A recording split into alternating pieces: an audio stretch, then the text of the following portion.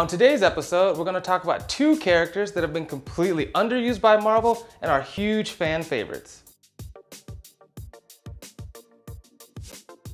Hi, welcome to Comics and Cosplay. I'm your host Ian from Saturday Morning Cosplay, and in today's episode we'll be discussing Marvel's Ultimate Spider-Man. Ultimate Spider-Man is written by Marvel's Golden Boy, Bendis, and takes place in Marvel's Ultimate Universe, where instead of Peter Parker being Spider-Man, it is Miles Morales. But he's not the focus for today's episode. The reason you should definitely pick this book up again is the introduction of Cloak and Dagger to the Ultimate Universe. But you might be asking yourself, who's Cloak and Dagger?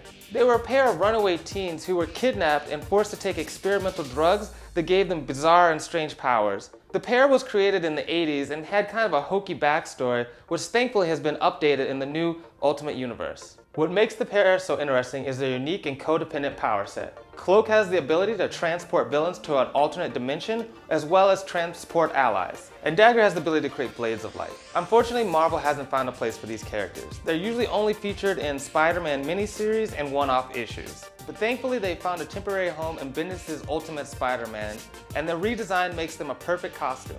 And that's why they're this week's Costume of the Week. For Cloak, first you need a black cloak. Then you can take gold ribbon to make the outline around the cloak. Next, just find a black unitard or black Zentai suit, and that's basically all you need for Cloak's costume. For Dagger, start off with a blonde wig. Next, add a white PVC jumpsuit. To create the star across her chest, I recommend going to a fabric store and finding similar material that you can cut out and hot glue to the outfit. Don't forget to add ice blue lipstick, as well as you can use white face paint to make the crescent moon shape around her eye. And there you have it, the perfect Cloak and Dagger costume. However, if you want a less ominous sounding costume, why not check out our Crazy Cosplay section for more ideas.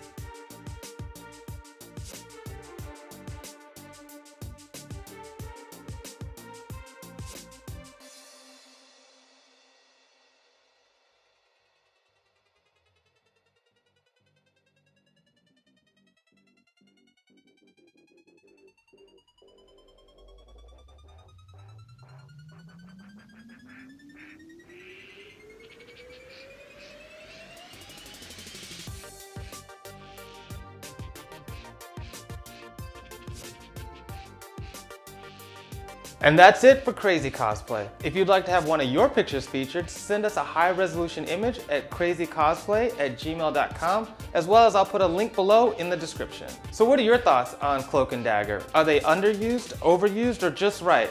Or are there any other characters that Marvel is not showing enough love to? Let us know in the comments section down below. Also, make sure you subscribe so you don't miss out on any of our future episodes.